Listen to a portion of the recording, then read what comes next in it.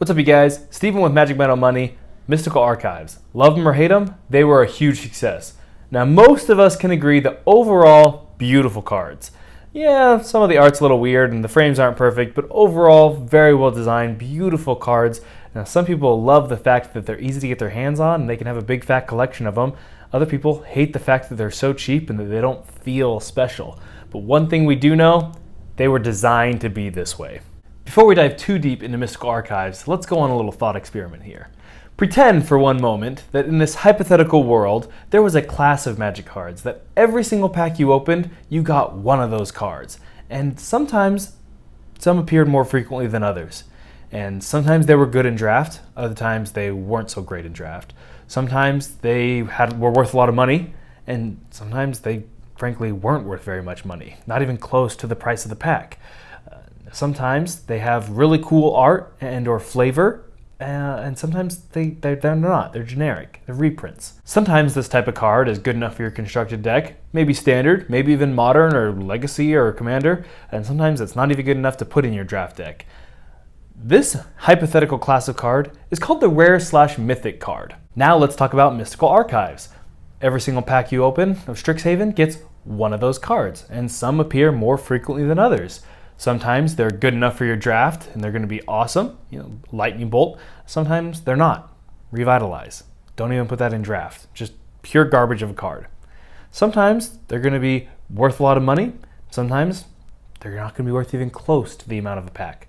Sometimes they're going to be good enough for your constructed deck and sometimes they're not. Do you see where I'm going with this? We've seen these before. This is nothing new. The idea of a Mystical Archive being in every single pack is the exact same idea as having a rare or mythic in every single pack.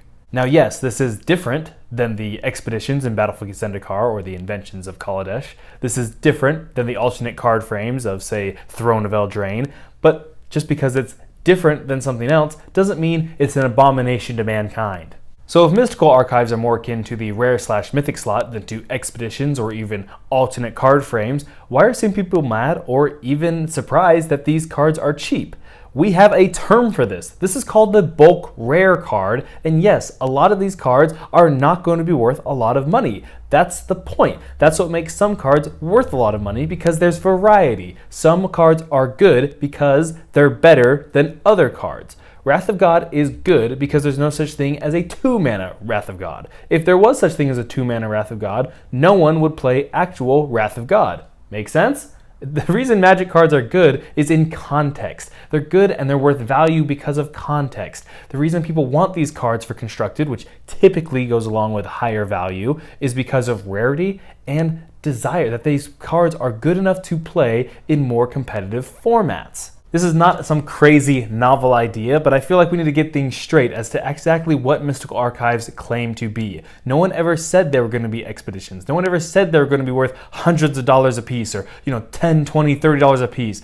Obviously that's not the case. They're in every single pack. That is impossible. And you might compare them to rares and say, well, hey, your argument doesn't quite make sense because overall the values of the rares are more expensive than the overall values of the Mystical Archives. Well, yeah, that is true, and there's good reason for that, right? That doesn't mean they're not akin to one another. They are, again, a little different. They're not identical.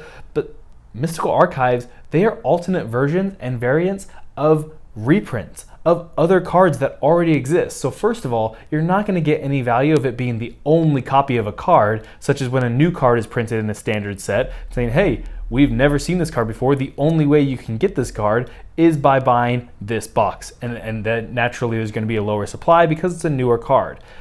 That's going to be different than when it's a reprint.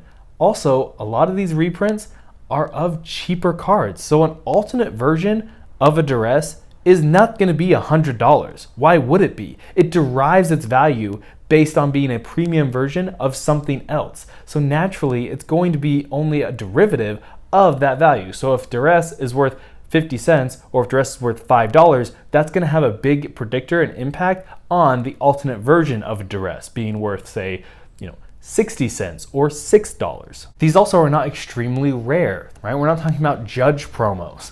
These are printed to oblivion. There are a lot of them out there, and they're supposed to be that way. What this allows is something that I think is very good and positive, both in the short term and in the long term, for the entire ecosystem of a collectible card game. This allows variety and opportunity for people to pimp out their decks and collect different versions and stylize and personalize their collection without necessarily needing to break the bank. One of the things that people love about Magic the Gathering is being able to put their own style and flavor into their collection. We talk about this a lot. This is a core principle. Mark Rosewater has talked about this. This is a really important aspect of a collectible card game, both, again, in the short term and the long term. In the short term, if you can't personalize and stylize your deck because it's frankly just impossible price-wise, right? You only have your certain budget towards Magic, and if it's $100 a month, and then a nice stylized fancy version of a card you want is worth $150, okay, not an option. You're just not going to do it. You're not going to spend 1.5 months worth of your budget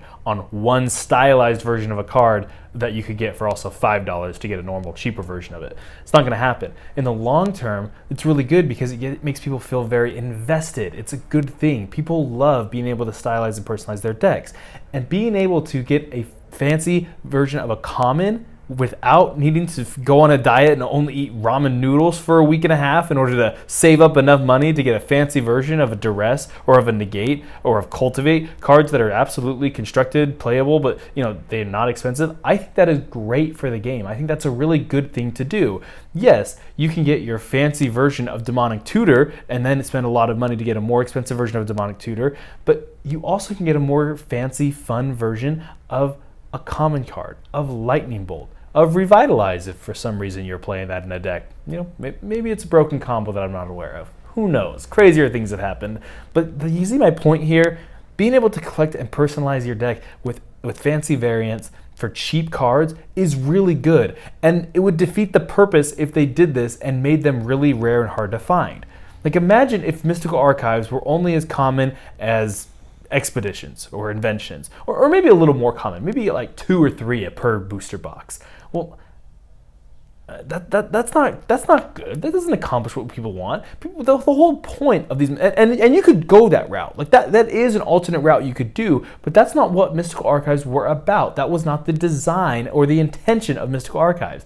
Mystical Archives were never supposed to be expensive. Now, we're going to talk about the Japanese versions in a second, calm your horses, but overall, the purpose of Mystical Archives was to say, let's make alternate versions of cards that are playable, that will be available to the masses. Now, commonly, the flip side to the argument is, hey, you have to have expensive cards in a game, otherwise, why would people pay $100 for a booster box if the average value of, the expected value is going to be $20?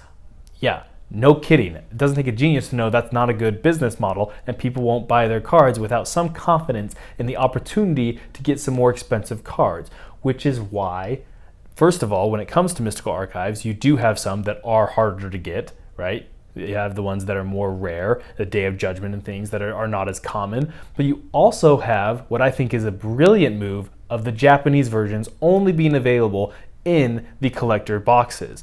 Now, yeah, you might be personally mad because you want the Japanese versions and you think they're beautiful and they are more expensive, but you don't have to have them for gameplay, and that's what's so important about this. That's the whole concept of this idea of saying, hey, there are alternate versions that allow novelty, that are more rare, that are more special. And, if you can call that elitist nonsense, or people just boosting their ego, or maybe they just genuinely have an affinity towards Japanese style of art. And so this is their particular version. That's how they want to stylize their collection. But having options is really good. It makes economic sense. It's price skimming. It allows people to pay what they're willing to pay and adjust the price according to people's demands. Right, so for those who want to spend $1,000 on cards from Mystical Archives and from Strixhaven, they can do so. Those who want to spend a total of $500, they can do so. And those who want to spend $50, $100, they can do so as well. It gives different opportunities, different pieces of the market, options for what they want to buy and how they want to spend their money, which is a really important business move. The Japanese versions are going to be more expensive for a couple of reasons. First of all, I think generally it's accepted that they are more beautiful, so the demand is probably going to be a little bit higher, but also the supply is lower, right? The Strixhaven collector boxes, not as many of those things are printed compared to booster boxes, and booster boxes will continue to be reprinted for the next year, while collector boosters will not, presumably. That Wizards continues with that trend of only printing them one time. Now, also, the reason they're going to be more expensive is because their starting price is naturally going to be higher, because the starting price per card is more expensive straight from the source, right? The MSRP that doesn't exist, the overall value, the price per card is a lot higher for collector's boxes. And that's the point of collector boosters. That's the whole point. People were skeptical about this idea and people didn't like the idea, but it gives opportunity to make the game still accessible price-wise for everyone, while giving options to have more expensive cards. And that is what is really good for a card game, and something Magic really hasn't done for a long time, and they're just starting to get into it, right? We saw that with Jeweled Lotus really opened up everyone's eyes to say, hey, Jeweled Lotus, the full foil, borderless, fancy art version, that thing is going to be so expensive and really rare, and that's good. That's a good thing, because that allows the chase, that allows people to have that opportunity. From a business perspective, from Wizards' perspective, that's a good thing to have cards that are really hard to get. But it's, from a playability perspective, it's not a good thing to have cards that are really hard to get if it's the only version. So it's good that we have cheaper versions available while more expensive versions for others to collect. Overall, if you're surprised that so many Mystical Archives are really cheap and a few pennies and 25 cents, less than $1, why? Why are you surprised about that? We knew how many there were going into this. We knew that they were going to be printed in every single pack, and they were designed to be this way. This was the goal, and I think Mystical Archives was designed from the beginning to be exactly this, what they turned out to be. That a lot of them are going to be really cheap. A lot of them no one's going to run. They're going to be bulk rares. And some of them are going to be chase, and they're going to be really desirable. And then there's the alternate Japanese versions that are only available in a premium product. And if you want that, you can go chase for it. Overall, I think Mystical Archives, great success and exactly what they promised to be. Thanks, we'll see you next time.